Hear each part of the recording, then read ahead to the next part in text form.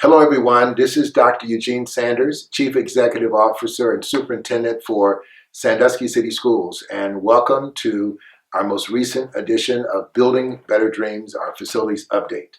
I'm very pleased today to be joined by our long-term veteran principal of Osborne Elementary School, Mrs. Rebecca Muratori. She's going to be our new principal at the Sandusky Primary School, which will house grades 1 and 2 at the former Ontario School site, and that building will be opening in August of 2020. So we're going to talk to Mrs. Muratori today about some of her plans. Let's get to know you a little bit better. So give us a little bit about your background. I know you've been at Osborne for a very long time. This is my 19th year at Osborne, and I still have a lot of the same staff members that I started with 19 years ago. And before that, I was in Cleveland for 9 years and also Garfield Heights. So it's my 31st year in education.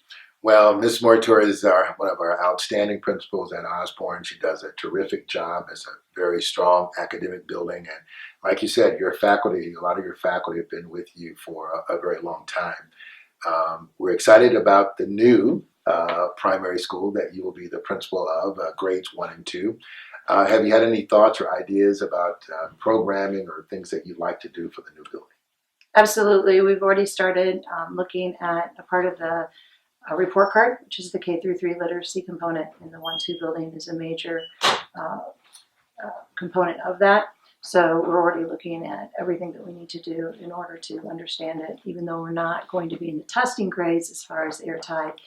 We are still in a testing area. Yeah. And it's a real critical grade too. Obviously, grades 1 and 2 students are just coming out of kindergarten and getting ready for those early primary grades. So we're excited about the new Sandusky Primary, grades 1 and 2.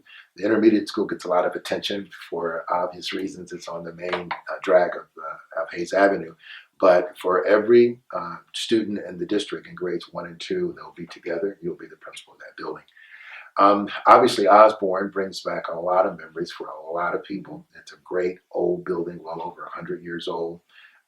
The building construction is very similar to the early Sandusky of a century ago. One of the things that we're working on in the district is making sure that we restructure the current site. We're working with the city of Sandusky now to put together a plan to use Osborne going forward. So Osborne's not being closed.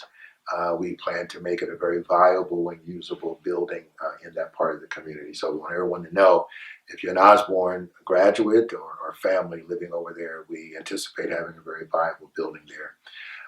Been there a long time, almost 20 years, and so obviously saying goodbye will probably be a little bit of a challenge.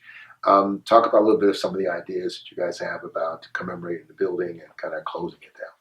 Well, I think definitely there's a lot of people in the community, being that it was built in 1890. There are a lot of people in the community that have gone through there, have experienced it in different ways.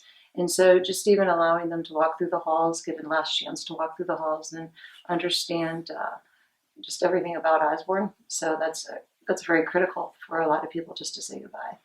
And we'll make sure that we communicate that on our website. Absolutely. And other ways. So if you're an Osborne graduate, look for that information so that we'll be able to make sure that you get a chance to walk through the building and commemorate it in a way. It's been such a great building for thousands of kids and families, and we look forward to doing that.